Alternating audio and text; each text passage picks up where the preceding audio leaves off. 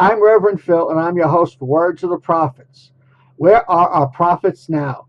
Where are those messengers God chooses to communicate divine revelation through? In the past, the Creator sent prophets like Abraham, Siddhartha, Jesus, Muhammad, and many more. Maybe our higher power has switched tactics since we reinterpret God's words as soon as the Creator's prophets leave us. Could it be that Spirit talks to each one of us individually and we haven't learned to listen? On Words of the Prophets, our modern prophets show us how to find the internal prophet that is the I Am, and we discuss the application of spiritual principles in all aspects of our lives.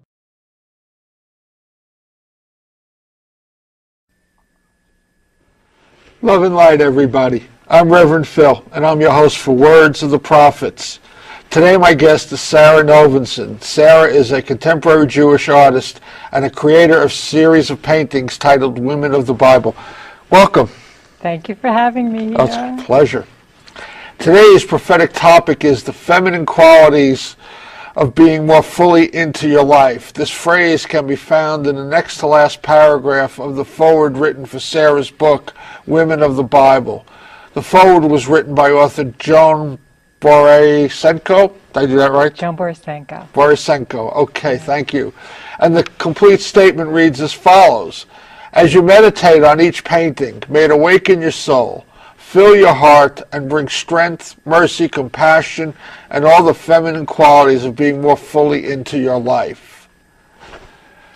And what we're going to do today is going to talk about Sara's journey, what got her to do these paintings, and what these paintings represent. And we're going to talk a little bit about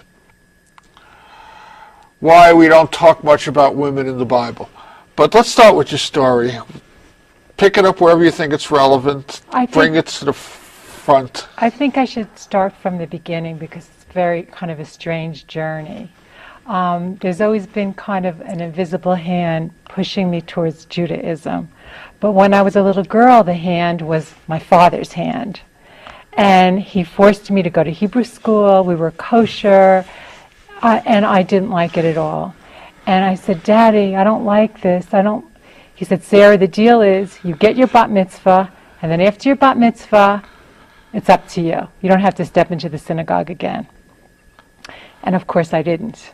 I didn't step into the synagogue again until I was 30, in my early 30s. What didn't you resonate with in Judaism? There were a few things. It was very patriarchal, very left-brained. And I'm an artist. I've always been a kind of mystical type dreamer.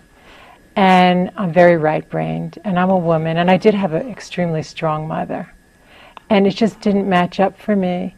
And all the laws and the stringencies. And I felt like an outsider. I didn't feel included in the rest of society on a certain level.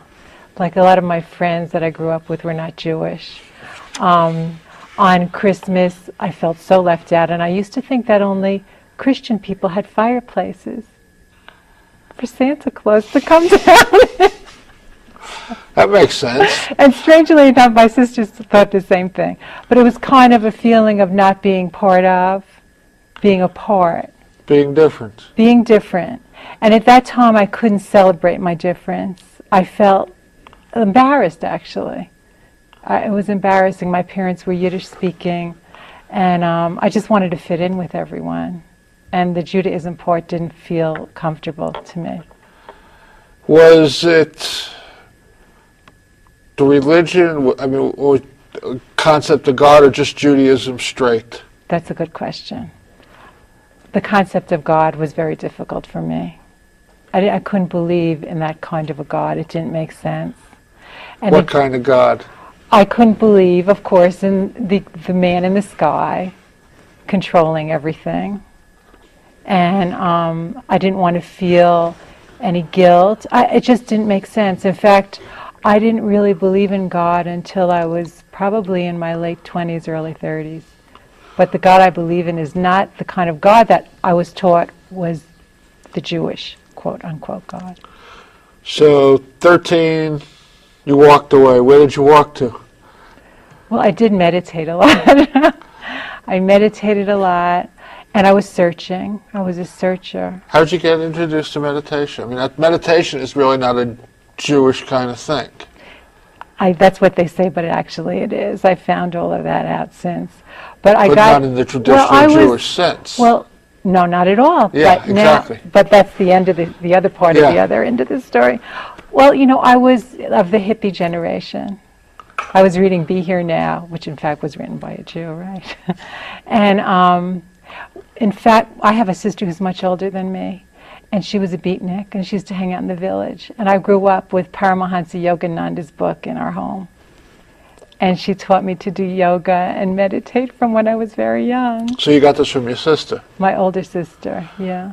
Did you find things in Paramahansa's book that you resonated with, or was it just because of your sister? No, it was because I resonated very deeply with what he said, which I later found out is considered pure Kabbalah.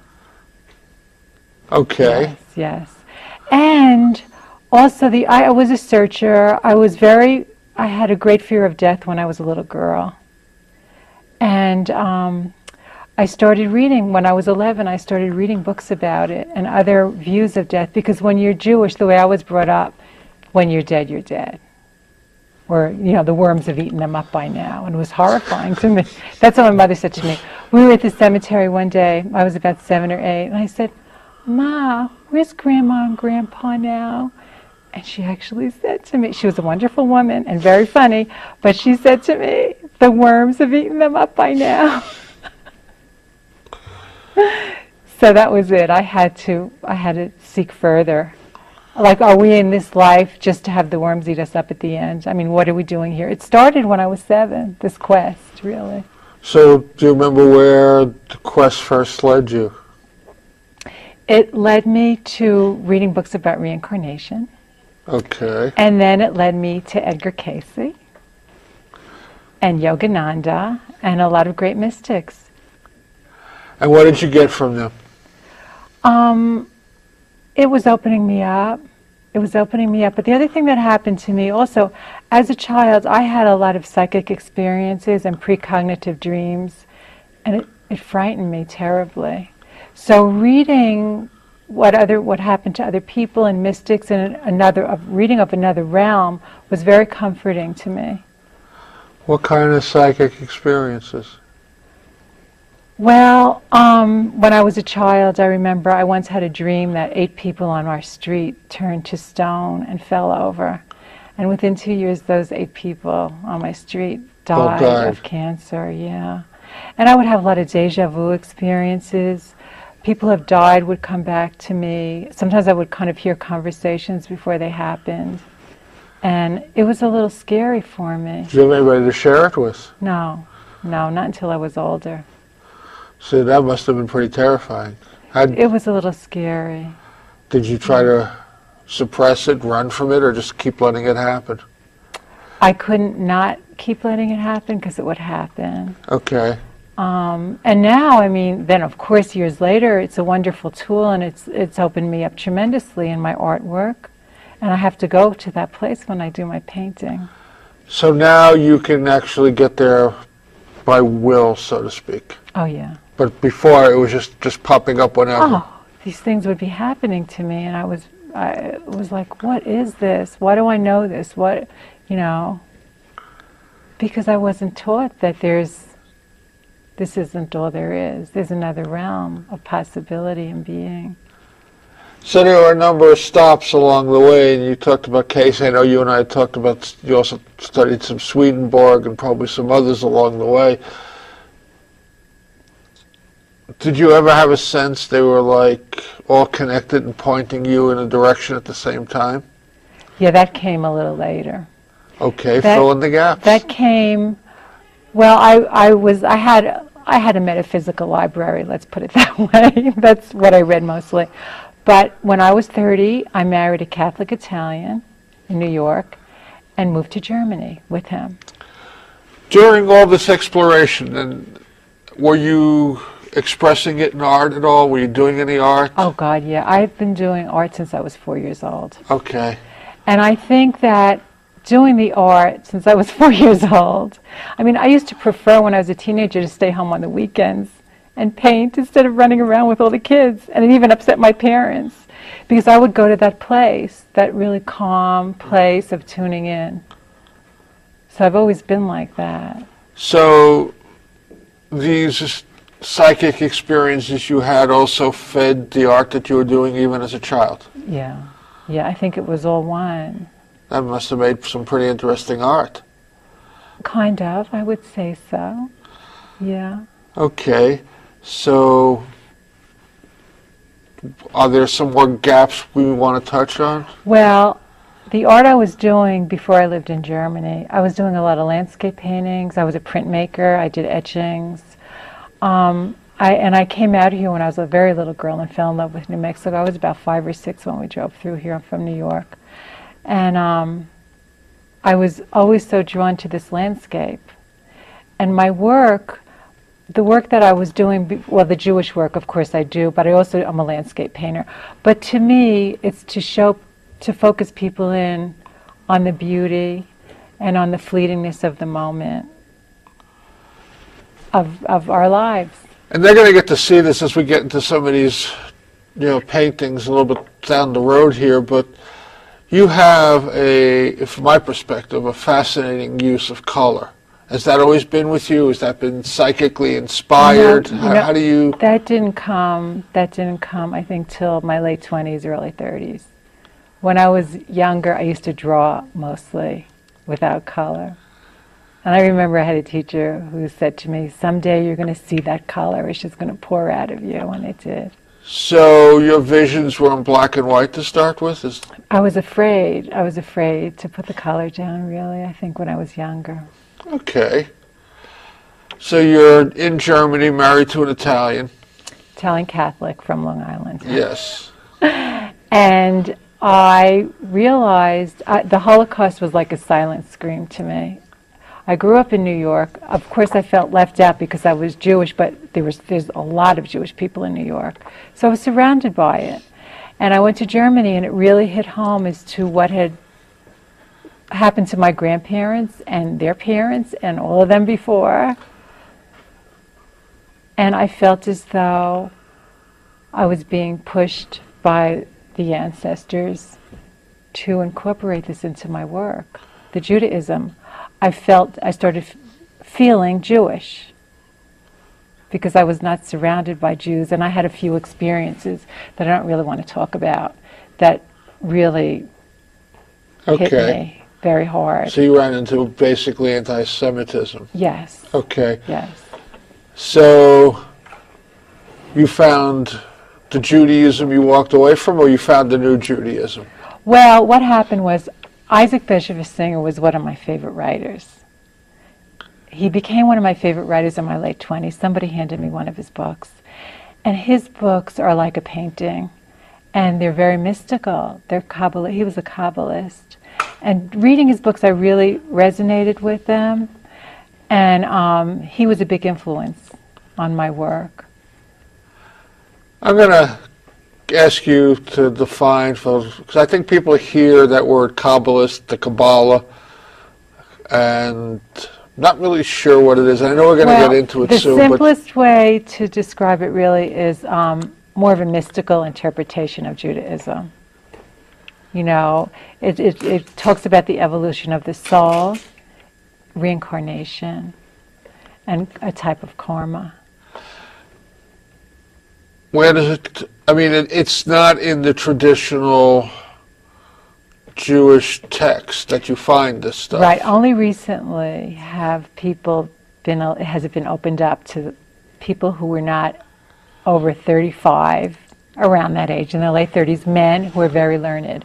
Because there were stories that you could burn up if you learned the knowledge of the Kabbalah because it's so powerful. So this falls into that category that almost all religions have of secret teachings. That's right.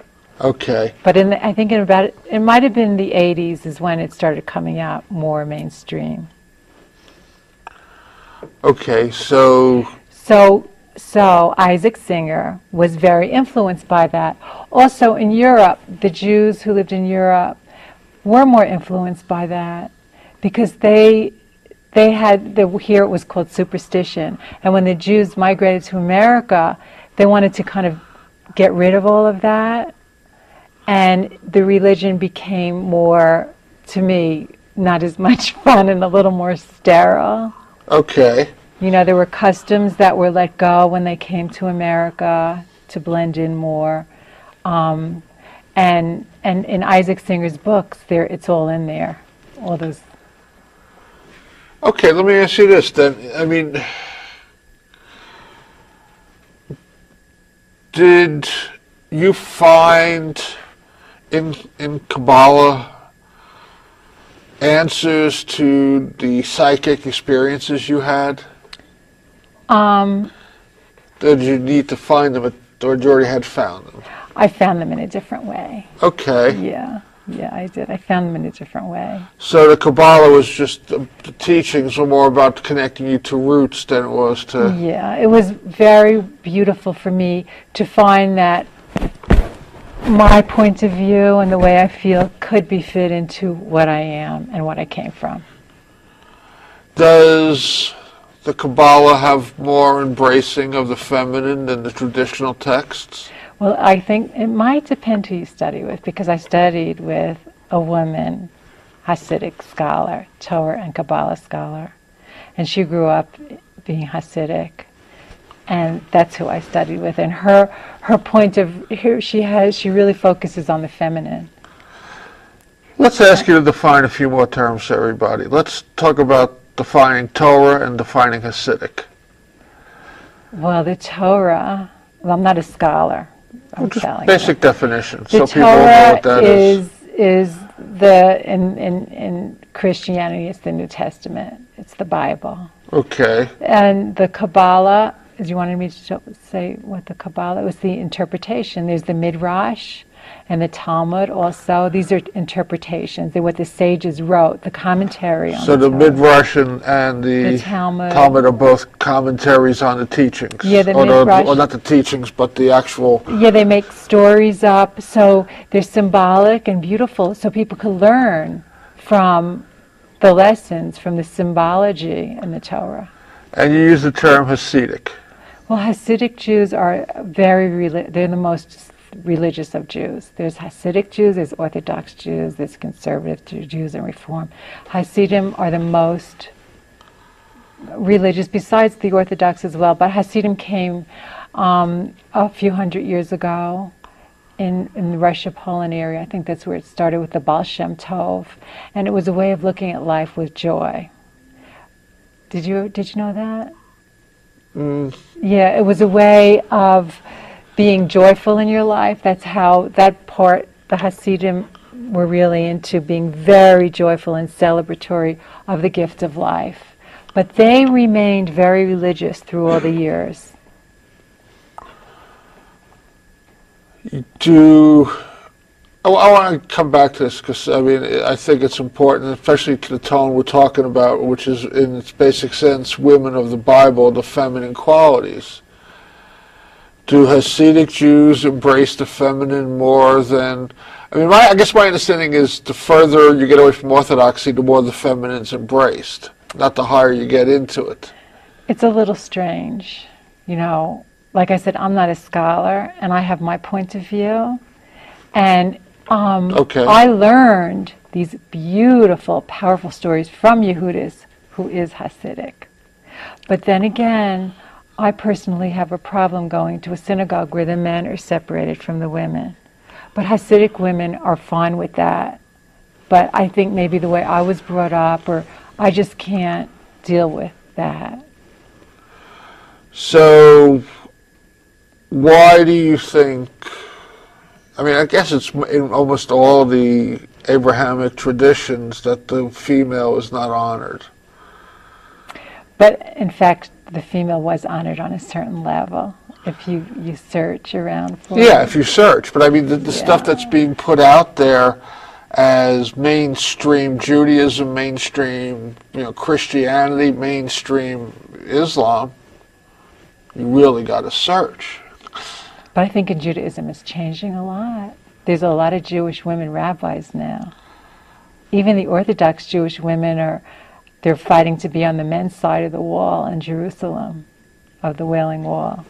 Interesting. Yes, it's really switching because it's there. The power of the women are in there. The feminine side is in there. And it's in different ways. You know, my father was a very beautiful man, and he honored the women. There are a lot of Jewish men who really deeply honor the women and their families and their mothers and their wives and their daughters. And I was fortunate enough to have a father like that. So that could also be why, you know, I was so drawn back to this. Okay. Because it makes sense for me. Yeah, I mean, like I said, my exposure to the mainstream Western religions were all very sexist, very... And that also, when I was growing up, that drove me away from it. So you find it, but you don't really want to get attached to mainstream, so... No. So how does what you... Besides the feminine aspect, how is it what you believe differ from mainstream? Well, I think I just see a little beyond mainstream. Do you know what I mean? Like I could feel, like even in Hebrew, the letters are each spiritually charged. I could feel that very deeply, intuitively. When I painted the women of the Bible, amazing things happened to me because of their archetype. There's beautiful lessons and stories and all of this stuff. And I think because of the way that I am, the way I've always been kind of tuned in without wanting to be, it's just something that happened, that I could see this, and a lot of people can't. And I have to be able to see this in order to go with this. So did you start out with the concept of, I'm going to do a series, or did you start out with one and just kept building upon it? Of the women? Yes. I decided to do a series. I was sitting with Judith, my Kabbalah teacher, who happens to live she was living in Santa Fe at the time, and that's also, I've had tons of coincidences around all of this that has brought me to it. And she just mentioned Sarah, this beautiful story about how Abraham was able to communicate with God through Sarah because it was the only time that he physically was able to see the Shekhinah. The Shekhinah is the feminine aspect of God in the Kabbalah. There's 7 levels of God. And the Shekhinah is the closest to the earth because out of the closest level of God to the earth manifests the physical. It's born. Do you understand that? Okay. So anyway, when Abraham sold Sarah to Pharaoh. There's a lot of stories involved in that. And one of the stories, when they say, oh yes, this happened, so he was able to see God around Sarah because Sarah was closer, Kabbalistically, the women were closer to God than the men, more connected than God. Well, I think it's because there's a few different whys, you know. Okay. One is that women are more intuitive. And that right-brained, and that side is the God connection. And women give birth physically, and God gives birth physically out of the spiritual God realm. the creator, woman the creator. Yes. There's other things, but I don't want to go into them. Okay. But Yehudis told us the story how he saw the Shekhinah around Sarah. He saw God around her, and I saw it. At that moment, I just saw it. And after the class, I said, Yehudis, because she would bring these beautiful stories up about the women that were like, whoa. I said, Yehudis, I want to study the women with you and do a series of them. And that's what happened. So then you put together a series, which we're going to start getting into. You put together a book, or there's a book now. Yes. Of the series, and we'll talk about that as we go along towards the end. You and I talked off screen about the book was put together not in chronological or biblical sequence, but was guided by other factors.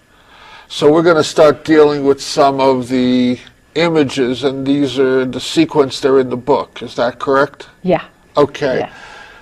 So we start with Eve. Yes. What? Well, I actually did a painting of Sarah first because my name is Sarah. Okay. And Sarah was the one who inspired me to do this series because of the Shekhinah appearing behind her. But Eve, of course, was the mother of life. And in the Kabbalah, in the Torah, it said that Adam and Eve had skin of light. But in the Kabbalah, it says that Adam and Eve had bodies of light. Bodies of light. So I said, Yehudis, what is bodies of light? She said, oh, like spirit. I said, you mean like astral bodies? She said, yeah. So in fact, Kabbalistically, you could say that they were in the realm of spirit. That's why everything was perfect. Okay. And here she is in the painting. She's in the light, and she's reaching out into the physical realm to take the apple and bring us into duality. Do you want to expand on that a little bit? Was there a reason behind her doing that? Was it intentional? Was it accidental? Well, we don't know. I mean, maybe it was because she was told not to. And there comes in bravery and courage and curiosity. I mean, we wouldn't evolve very far if we didn't have curiosity. Okay. So the concept in the Old Testament that Eve was taken from Adam's rib, is that consistent with the story? Well, that's the story. That's the story. But I don't know. I don't really, I don't think about that very deeply, that section of the story. That's the other thing I do. I just think about the parts that resonate with me and expand upon them. Okay. Well, I mean, the reason I asked that is when you're talking about spiritual bodies. Yeah, that's a good question. Then they don't have a rib, yeah. But maybe it was a metaphoric rib or something. I don't know. Well, but that was also, that was written down by men. Yeah. I hear that. And it's interesting, and I don't want to get too far off track with the paintings because I do want to talk about them, but you talked about studying Edgar Cayce, and there was a book that you and I talked about where it's the story of the soul. Yeah.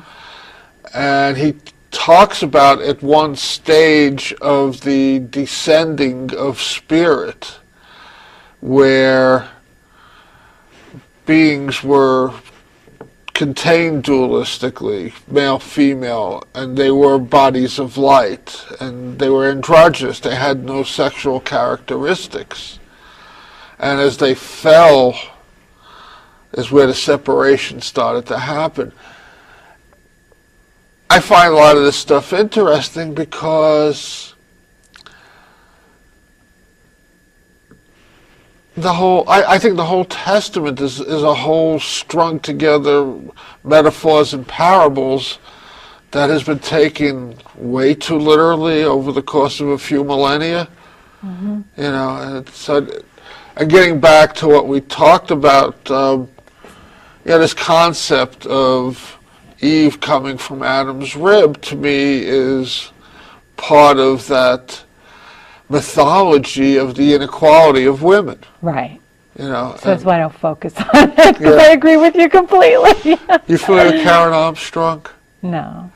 She's an interesting writer. She has a book out called In the Beginning, and it's her take on Genesis and the dysfunctionality it demonstrates. I'll have to read that. Let's go to Sarah, because you talked about being sold by her husband as a sister. Yeah, it happened a few times. Actually. Yeah, how is that functional?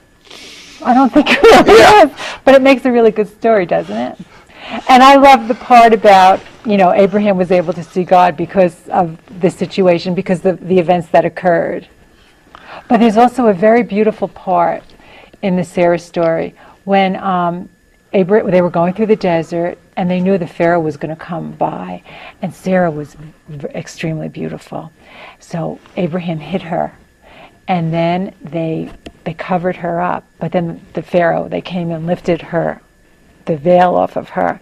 And Sarah, what happened, the closer they got to Egypt, the more beautiful Sarah became, because the Shekhinah, her spirit, was coming in to protect her. So her face was radiating the spirit of her soul. You know, it was all coming out. So she was extremely beautiful. And there's a word in my piece, the word of Sarah. The word of Sarah was so powerful, God always heard her. And Abraham said to her, "Now I see how beautiful you truly are," because he was able to see the light of God, of the feminine part, I like to think, shining through her face. So all these stories have really beautiful metaphors and symbolism that I focus on in these pieces. So we've got the up on the screen now. That background, there's a little shadow behind her and all that kind of white and stuff. That's the Shekhinah. That's the Shekhinah. Mm-hmm. That's what I wanted to get to, yes. That's the Shekhinah. And Sarah was called Mother of Souls for a lot of reasons, but she was supposedly a great spiritual teacher. And when you birth someone in spiritual knowledge in the Torah, when you teach them, you birth them. And I have the fire under there because in the Jewish religion, the soul is considered a flame. And this is a very beautiful metaphor too, because out of the olive oil comes the flame. And you take the olive and you squeeze it and you squeeze it, and then a beautiful flame emerges, which is the soul. But it's like what we go through in life. We go through life and we get squeezed, and out of it our flame gets brighter and brighter. And that's what we try to do, is to make our light brighter. And that's the teaching from the Kabbalah. Well, it's one of the stories. Yeah. About the olive and the I love that stuff. It's so beautiful. Well, I mean, it deals with a way of looking at life that I don't believe you're going to find in the traditional 5 books. No, but there are things that are very beautiful in the Psalms. There's one Psalm that I absolutely love. With you is the source of life. By your light may we see light. And that's pretty literal, isn't it? Yeah. Yeah. and you have a series of the Psalms, do you not? So that's another show. Series. That's yeah. But there's. Who would sit down? I sit down now and I read it, and I find things very beautiful on my own. And then when you read the Talmud, the Midrash, but I love the Kabbalistic interpretations of things the best because that's what resonates with me. So that aura that Sarah had, do you ever see that in other people? Do you see it in yourself in your own reflection? Well, I try to. And these women are great archetypes for women and men to be reminders of our higher qualities and what to, try to grow into. Yeah. And to excel. It's going. This all resonates with me perfectly because that's how I see life. Well, I think that's how you came in here to be. I mean, from the very beginning, there seems to be a clear pattern pointing you in a direction. Right.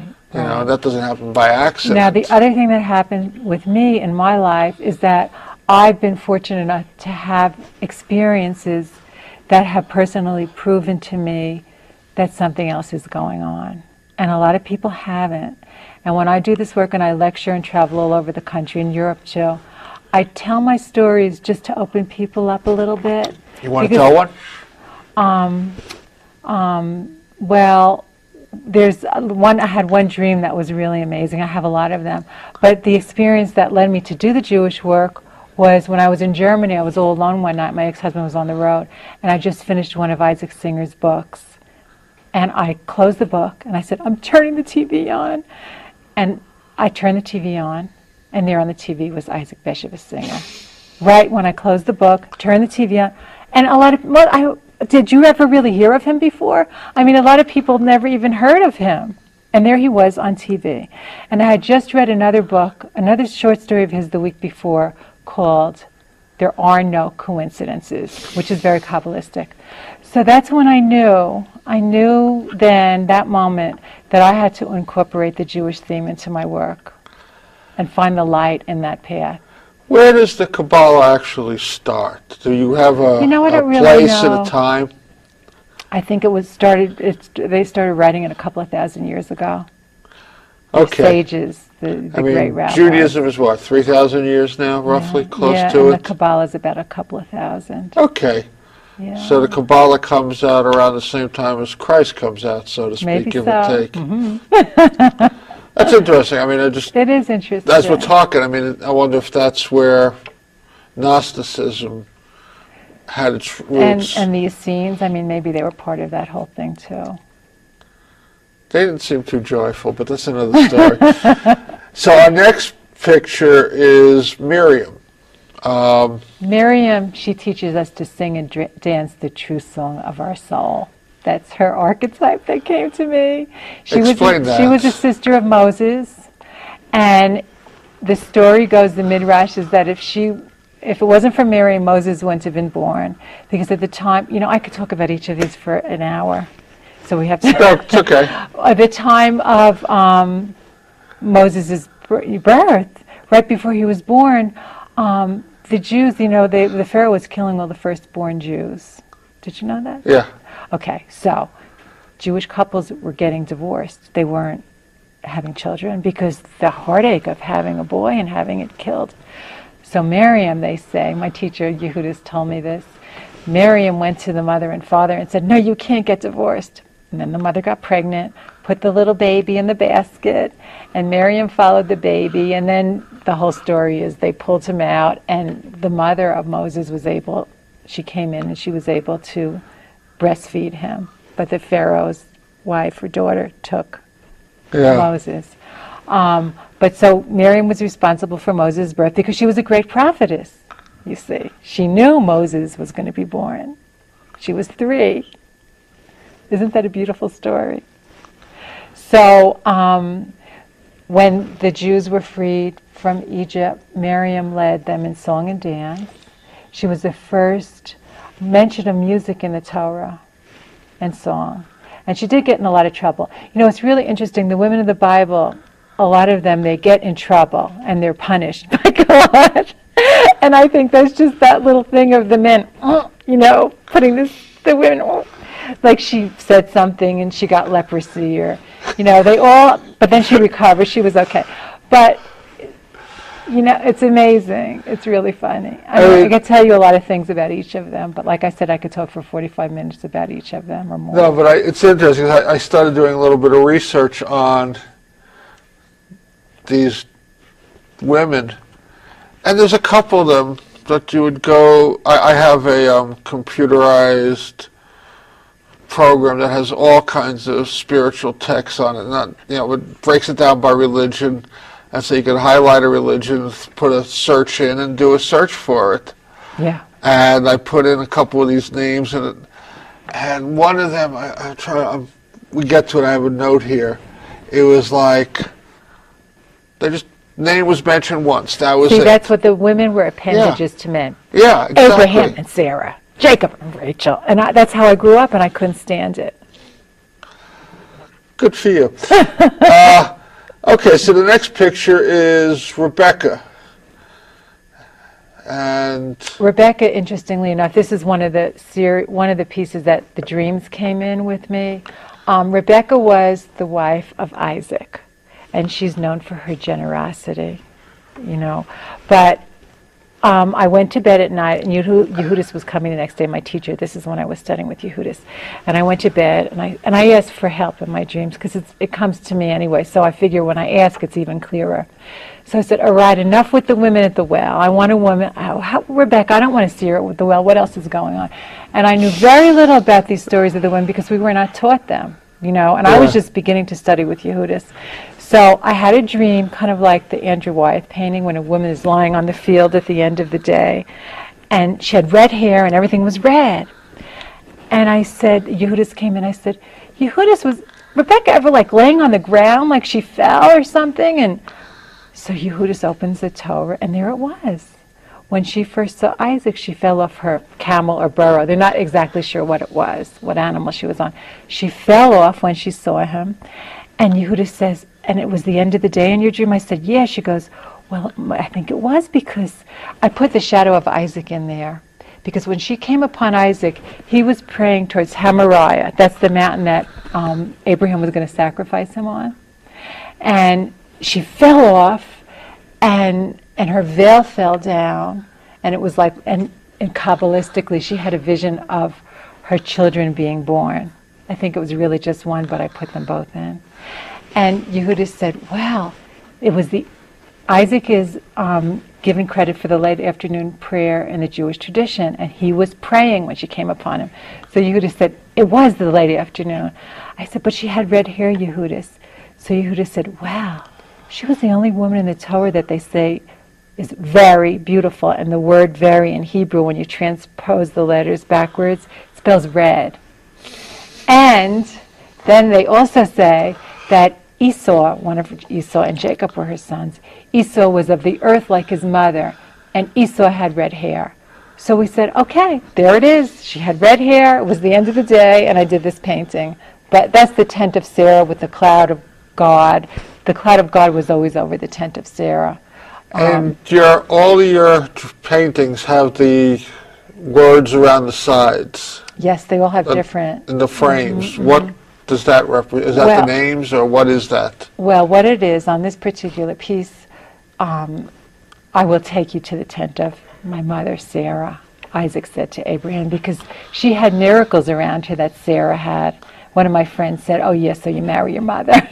But there were certain miracles around Sarah. I mean, this stuff is so beautiful. It's in the Midrash and the Talmud, and they're beautiful stories about the miracles that were around. But there's another line that I have on a lot of the pieces, say to the house of Jacob. The reason I put this on is Yehuda's taught me that when God went around to all the different tribes and asked them if they would take his law. Did you know that God went to all the different tribes at this time when Abraham was around? This is another beautiful story. And they said, God said, will you take my laws? And Abraham said, well, I don't know. And then he said to Moses, will you take my laws? And Moses says, well, I don't know. And then God said, say to the house of Jacob, and then go to the men. And the house of Jacob means the women. That's the Midrashic interpretation, is the women, because out of the house of Jacob came the 12 tribes of Israel. So this is ask the women first. And Yehuda said, well, I think maybe God said that because he figured he screwed up so much with Eve. So he told Moses to ask the Jewish women first if they would take his law. So I put that on a lot. In fact, I was going to call the series Ask the Women First. But I didn't put it on every single one of them, but it's on a lot of them. And then at the bottom of that piece are prayers from the marriage blessing, because they were the first Jewish marriage, Rebecca and Isaac. Because Sarah and Abraham were not Jewish when they got married. They became Jewish later on. So our next image is going to be of Rachel. And Rachel is always the beautiful sister. We all wanted to be like Rachel and not like Leah, because Jacob, Jacob wanted to marry Rachel because she was so beautiful. This is the scene when he first came to the well. He opened the well, the water, the top of the well, single-handedly. It usually took 5 men to lift the lid of the stone well, but he was so smitten by her beauty, he became like Superman. Through the lid, the water came out like a waterfall. He kissed her, and he had a vision of their entire life together. That's a short version of what's in there. But the dove signifies the Shekhinah, which is the Spirit of God, and that's always around the matriarchs, and that's the spirit of Rachel in the heavens after her death. Okay, and then what leads right into the next image, which is Leah, which was Rachel's sister. Leah the sister. I did not want to do her because when I was a little girl, it was like, oh my God, he was tricked. He married. Remember the story? I said, Yehudis, how am I going to do Leah? She goes, oh no, you don't know. This is so beautiful. She goes, you don't understand. She was so powerful and beautiful in her own way. She had a very strong inner beauty, an inner mysticism, and she was a great prophetess as well. And that's a whole other story. And I was very happy to do it after Yehudis told me these beautiful stories that I was never taught in Hebrew school. And most people don't know. And when girls named Leah and women named Leah come into my gallery and they read this, they transform. Because they're carrying the energy of this name, and all their life they thought they were the rejected sister. We're going to try to rush this a little bit along because I want to try to get through all the 12 images. Okay. So the next one is Hana. Hana is known for her prayer. In the Talmud it said her prayers were like jewels going up into the crown of God. Into the crown of God. She went into the temple, and she was the first one. The Jewish people, that you know how they pray, like moving their lips. Yeah. Hana is the one they learned it from. She went into the temple praying for her son, and the priest thought she was drunk, and he was trying to throw her out, but she was praying from her heart, and it was the power of her heart and her words that she gave birth to Samuel, the great prophet. So this ecstatic demonstration, you think that has any roots into the traditions that came later, Saint Therese? Absolutely, very good point. So this is where you find the roots for that, for the other Yeah, you could. more well-known saints, so to speak, of the New Testament Yeah. and beyond. Well, it's also in Judaism, too.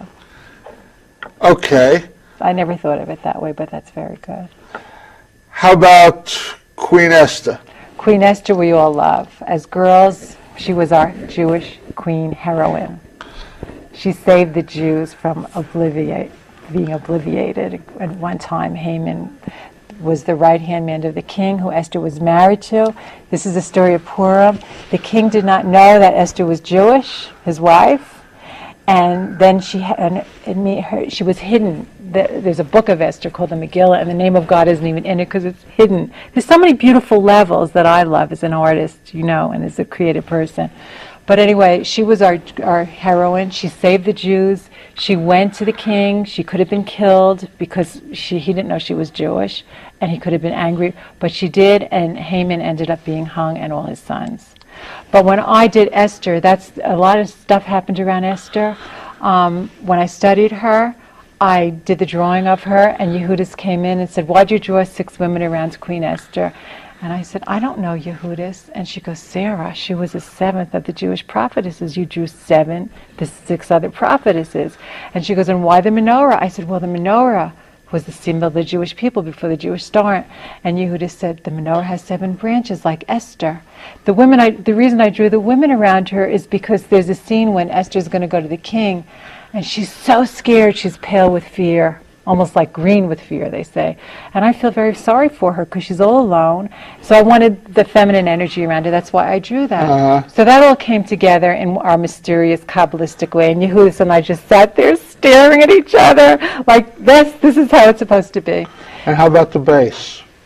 Oh, those Esther, the lions stand for royalty and strength and courage, which is what Esther stood for.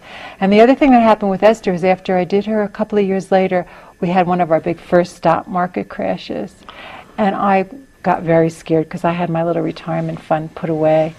And I lost most of it. And I couldn't go to sleep. I was very scared. And I finally fell asleep. And I have a dream of this painting. And Esther walks out of the painting. And she's luminous. She's gorgeous. More real than this. Everything in her is shimmering. And she looks at me and she says, "Sarah, what are you worried about? Don't you know you own stock in Queen Esther?" And I woke up and started laughing. I couldn't believe it. I said, "What am I worried about? Look what she did. Courage and strength." I said, "Sarah, you're doing these women. Why are you being like a frightened little worm?" So I said, "I'm going to be strong and brave and get through this. This is nothing." So that week, it was February, the slowest week of the year. And the minute I went to the gallery, somebody came in and they wanted an Esther. People were calling me. I sold 5 of my limited edition Queen Esthers in 1 week at a very slow time of the year. So now my friends say to me when I worry, they go, "What about your stock?" But anyway, that happens with Esther. Okay. I want to just break away for a second. I'm going to make a couple of quick announcements, and I don't know if we're going to get through the rest of them. We've got 4 left. We'll see what we can do with them. Okay. Just quickly wanted to invite you, the audience, to partake of this process. This process is this show. This is public access TV, and without the public, there is nothing. So if you have questions or comments, I'd love to hear them. There'll be my contact information at the end. They might even flash it on the screen while we're talking. Also, you want to have a subject covered, something that you haven't heard or seen on the show or would like to see again. Love to hear from you. Maybe you want to do a show with me. You have a particular spiritual expertise that you want to share. Whatever that may be, I'd love to hear from you. Also, I do spiritual counseling. I'm a minister. I am a state licensed counselor. And basically what I do is more spiritual than therapeutic, because I don't believe we could solve our problems with the same instrument that creates those problems. So it's not a talk therapy model. It focuses on your spirit. I don't try to convert you. I will take what you bring with you or help guide you to find a belief of your own if you don't have one. My services are on a donation basis, so don't let money become an obstacle. If you think that I could be of service to you, I'm happy to, so contact me. My number will be on the screen as well, and it rolls at the end of the show. Next week, perfect tie-in, because we've been talking a lot about the Kabbalah. I'm going to have Rebbe Meir Ben Moshe on, and we're going to talk totally about the Kabbalah. So you want to tune in next week for that. And let's get back to our 4 remaining women. We've got about 5 minutes, 6 minutes left. So let's do them Okay, we'll do them quickly. And they deserve much more time because they're very powerful. Well, you tell people how to get the book, and then they could... Okay. So number 9 is Deborah. Oh, Deborah. Deborah was a warrior, a poet, a prophetess, and a judge. And she was the perfect balance between male and female. She ruled from her heart and used her left brain in complete balance. So that's why you have her sitting there in that kind of regal chair. She was just an amazing person. And the symbols behind her on the chair are? Those are the doves. The doves for the Shekhinah. It turned out there's 7 of them. I did that. I didn't realize I was doing that either. But that's also for she ruled for 40 years over the kingdom and in peace. She did bring the Jews into war at one point. She knew when it was ready. And it was one of these miraculous wars that they win with nothing. But, of course, it's a very long story. Okay, then we got Ruth, and we're going to do Ruth and Naomi. There's one separate of Ruth, and then there's one of Ruth and Naomi. So let's try tying them together. Okay, Ruth was the first convert to Judaism. And out of her came the line of King David and King Solomon. And she was a Moabite princess. Her mother-in-law, Naomi, was married to a Jewish man, and Ruth was married, of course, to her son, and they were both killed in Moab, and the men, and Ruth refused to leave her mother-in-law and came to become a Jew and live among the Jews, the Israelites. And it's a beautiful story of love and compassion between mother-in-law and daughter, and it's a beautiful story about how to get through adversity, to keep your love and your faith going, and bravery is rewarded. We all like to believe bravery is rewarded. So the last image is Judith. Yehudit Judith, yes. Judith. Powerful image. Very powerful, because Judith is usually depicted holding the head of Holofernes. It was a general whose head she chopped off. But I couldn't do it. I found out Kabbalistically, which is really, really beautiful. She was a bringer of light into the world at a time of great darkness. So she beheaded darkness and brought forth the light. So that's she is standing, and she was a liberator. She's also known as the sister of the Maccabees, who were responsible for Hanukkah. And if it wasn't for Judith, they wouldn't have had the strength and the idea or courage to fight to be able to worship as they wanted to. And she's got her own book. Yes, many of them do. Yes, but it's a little hard to find her book in Hebrew. But it's not part of the actual... No, it came later. Yeah. She was not a prophet. She was after the age of prophets. She was more of a hands-on person. That's why it's kind of like the David and Goliath story. I mean, the Jews in the Galilean hills were going to be killed by this horrible general. And she took it on her own to fix the situation because nobody else could. It's a very amazing story. We'll use that as a segue right into the book. Okay. So tell people a little bit about how they can get the book and how, if they wanted to contact you, or, we've mentioned your gallery. Why don't you let them know about that as well? I have my own little gallery on Canyon Road, 821 Canyon Road. It's in a compound called The Stables. It's near where the tea house is, and I've been there for 15 years, and I love having my own gallery. I have my book in there. The book I have right now is a limited edition box set version, handmade box, all hand painted, limited editions. It's going to be available in a bound version in early 2011, and all of my women with their stories are available in limited editions in different sizes and versions. And people love to have them because they resonate with many of them, especially if you have one of the names of the women. You see the energy you're carrying. So are the originals still available? Oh, the originals are all sold. All sold. I only have, they usually sell pretty quickly. Okay. But I have everything at my gallery, my website, everything's on my website.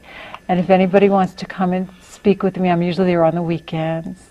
And I could tell them more about specific stories of the women.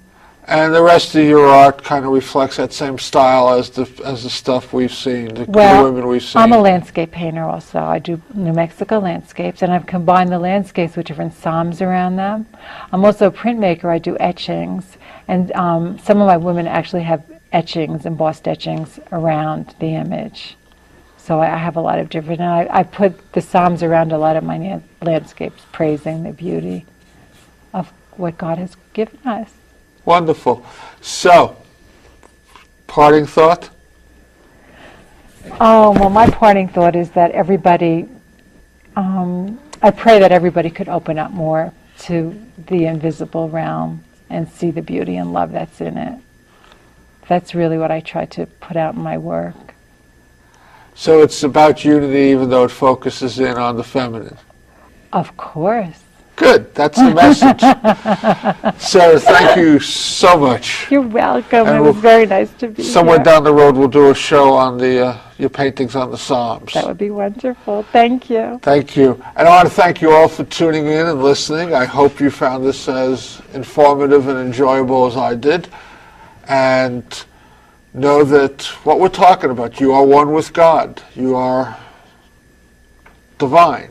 And just, do you want to change your life? Demonstrate it. Go out there and act like you're God. Act as if God asked you to take its place. What would that look like?